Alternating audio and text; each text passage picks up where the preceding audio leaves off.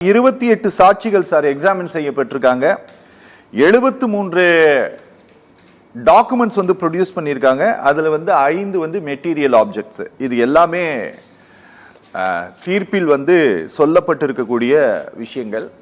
அதற்கு பிறகு இந்த விவகாரத்தை சுற்றி எழுப்பப்படக்கூடிய சந்தேகங்கள், விசாரிக்கப்பட வேண்டியவர்கள் பட்டியல்ல மா சுப்பிரமணியமும் கோட்டூர் சண்முகமும் இருக்கிறார்களே, அவர்கள் விசாரிக்கப்பட்டார்களா அப்படிங்கிற ஒரு எளிமையான கேள்வியை முன்வைத்திருக்கிறார்.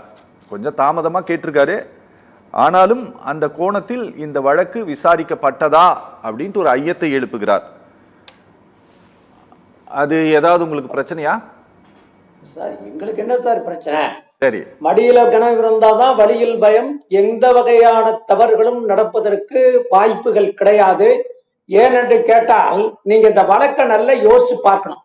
அந்த சம்பவம் நடைபெற்ற பிறகு அந்த பெண் போய் காவல் நிலையத்திலே புகார் செய்கிறார். காவல் நிலையத்தில் புகார் செய்யப்பட்ட அடுத்த நிமிடத்தில் அந்த வழக்கு எடுத்துக்கொள்ளப்பட்டு 24 மணி நேரத்திலே குற்றவாளியாக இருக்கிற ஞானசேகர் கைது செய்யப்படுகிறார். குற்றவாளியாக இருக்கிற ஞானசேகர் கைது செய்யப்பட்டது மட்டுமல்ல, சட்டமன்றத்தில் எங்கள் தலைவர் அவர்கள் பேசுகிற பொழுது அழகாக சொன்னார், இதோ வாருங்கள், குற்றவாளி யாராக இருந்தாலும் தண்டிக்கப்படுவார். அவர் எவ்வளவு பெரிய உயர்ந்த இடத்தில் இருந்தாலும் அவர் தண்டிக்கப்படுவார். 60 நாளில் குற்றப்பத்திரிகை தாக்கல் செய்யப்படும் என்று குற்றப்பத்திரிகை தாக்கல் செய்யப்பட்டிருக்கிறது. அது மட்டுமல்ல அண்ணாமலை அவர்கள் பேசுகிற வார்த்தைகளை பார்த்தால் அவர் புலம்பிக் கொண்டிருக்கிறார். வேறொன்றும் கிடையாது, விரக்திக்கு போய்விட்டார். ஏனென்று கேட்டால் தமிழ் மாநில பாரதிய ஜனதா கட்சியினுடைய தமிழ் மாநில தலைவராக இருக்கிற பொறுப்பில் இருந்து அவரை எடுத்து விட்ட பிறகு அரசியல் செய்வதற்கு அவருக்கு வாய்ப்புகள் கிடைக்கவில்லை.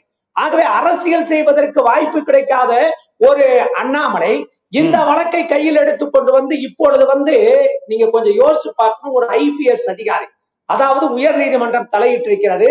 உயர் நீதிமன்றம் தலையிட்ட பிறகு 3 IPS அதிகாரிகள், அதுவும் பெண் IPS அதிகாரிகளை நியமித்து இதிலே இருக்கிற சம்பவங்கள் என்ன என்பதை ஆய்ந்து நீங்கள் ரிப்போர்ட் கொடுக்க வேண்டும் என்று சொல்லி நீதிமன்றத்தில் அவர்களும் அறிக்கை கொடுத்த பிறகு அந்த அறிக்கைகளை வைத்து சாட்சிகளை வைத்து அதே போல மற்ற சாட்சிகளை வைத்து ஒரு நீதிபதி தீர்ப்பு தந்திருக்கிறார் என்றால் நீதிபதியும் ஒரு பெண்.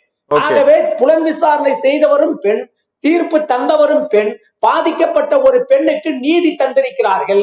ஆனால் இப்பொழுது வந்து நம்ம அண்ணாமலை வந்து உட்கார்ந்துகிட்டு அவருக்கு சம்பந்தம் உண்டு, இவருக்கு சம்பந்தம் உண்டு, சண்முகத்துக்கு உண்டு, மா சுப்பிரமணிக்கு உண்டு. நான் ஒரு சின்ன விஷயம் சொல்றேன் சார். நம்ம பொள்ளாச்சி பாலியல் வழக்கில் இருக்கிற அருளானந்தம் அவர்கள் என்ன செய்கிறார் என்று கேட்டால் வந்து எடப்பாடி பழனிசாமி அவர்களுக்கு ஒரு பொக்கையை கொடுக்கிறார். பொக்கையை குடிக்கிற பொழுது எடப்பாடி பழனிசாமி அவரை பார்த்து சிரிக்கிறார், இவர் அவரை பார்த்து சிரிக்கிறார் என்றால் இப்ப நான் சொல்லட்டுமா? பொள்ளாச்சி பாலியல் குற்ற வழக்கிலே எடப்பாடி பழனிசாமிக்கு சம்பந்தம் இருக்கிறது என்று சொன்னால் அண்ணாமலை ஏற்றுக்கொள்வாரா? அது மட்டுமல்ல, அதுல இருக்கிற குற்றவாளியாக இருக்கிற சதீஷ் என்ன செய்கிறார் என்று கேட்டால் வேலுமணியோடு கிட்ட நெருங்கி கொண்டு 2 பேரும் சிரித்துக் கொண்டிருக்கிறார்கள்.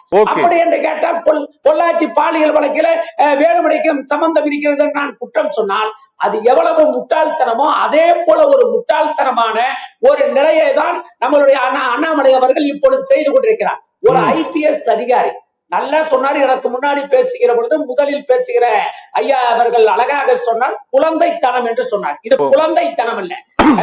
அண்ணாமலை பேசுவது குழந்தைத்தனம் அல்ல, பைத்தியக்காரத்தனமாக அவர் ஒரு பேட்டி கொடுத்திருக்கிறார் என்றால் இப்பொழுது அவர் குற்றம் சொல்லுவது யாரை? நீதிமன்றத்தை குற்றம் சொல்கிறாரா? நீதிபதியை குற்றம் சொல்கிறாரா? புலன் விசாரணை செய்தவர்களை குற்றம் சொல்கிறார்களா? நீங்கள் ஒரு IAS அதிகாரி, நீங்கள் ஒரு IPS அதிகாரி. IPS அதிகாரி உங்களிடம் ஆதாரம் இருக்கிறது என்று சொன்னால் அந்த ஆதாரத்தை எடுத்து கொண்டு போய் சக IPS அதிகாரிடம் கொடுத்து இப்படியெல்லாம் செய்தி இருக்கிறது, இதையும் கொஞ்சம் விசாரணை செய்யுங்கள் என்று நீங்கள் சொல்லி இருக்கலாம். ஏன் அப்பொழுது சொல்லாமல் இப்பொழுது வந்து புலம்பிக் கொண்டிருக்கிறீர்கள் என்று பார்த்தால் இதெல்லாம் அரசியல் சார். சாருங்கிறதா யாரும் கிடையாது. அவங்க மண்டையை போட்டு குழப்பிட்டு இருக்காங்க. நீங்க ஒரு வார்த்தை வந்து ரொம்ப ஜாக்கிரதையா இருக்கணும். அந்த ஞானசேகரன் என்பவர் அந்த பெண்ணை சந்திக்கிற பொழுது பிளே மூடில் இருந்த போன் எடுத்து சார் என்றிருக்கிறார், நாங்கள் மறைக்க வேண்டும் என்று சொல்லியிருந்தார். FIRலயே அதை மறைச்சிருக்கலாம். அந்த பெண் சொல்லுகிற பொழுது அங்க போன் எடுத்தார், போன் எடுத்து சார்னு பேசினாரு, யாருக்குன்னு தெரியலன்னு சொல்றப்ப அதை நாங்க FIRல மறைச்சிட்டு போயிடலாமே. ஆனா மறைக்கலையா? நாங்க FIRல உடனே சாருங்கிறது FIRல பதிவு செய்யப்பட்டிருக்கிறது. சார் ஒரு வார்த்தை வந்து ரொம்ப ஜாக்கிரதையா சொல்லணும். நீங்க சிலப்பதிகாரம் ஏன் வந்துச்சு நீங்க யோசிச்சு பாத்தீங்கன்னா ஒரு வார்த்தை தான்.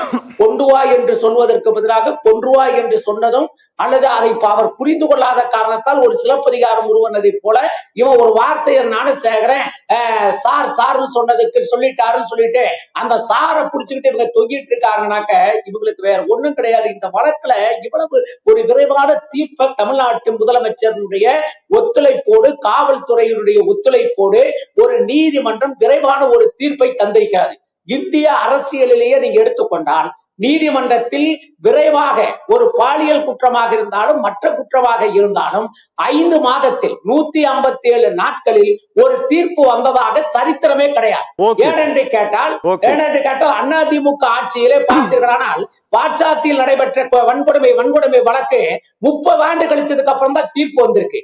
அதே போல பாத்தீங்கன்னா பொள்ளாச்சி வழக்கு எடுத்துக்கிட்டீங்கன்னாக்க 6 வருஷம் கழிச்சதுக்கு அப்புறம் தான் ஒரு தீர்ப்பு வந்திருக்கு.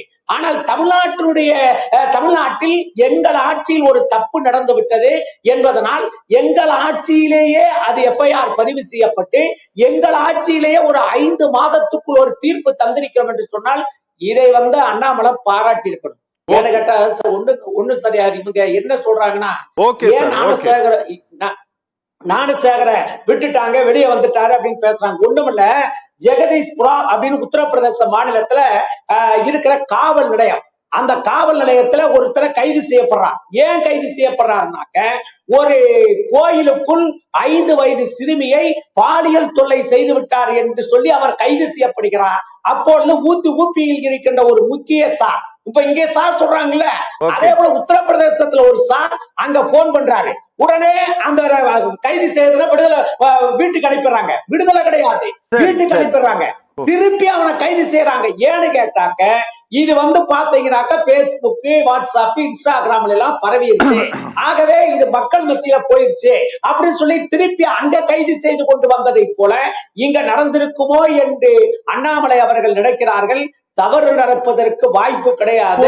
அதே போல அண்ணாமலை புலம்புறத போல எடப்பாடி பழனிசாமியும் புலம்பிட்டு இருக்காரு.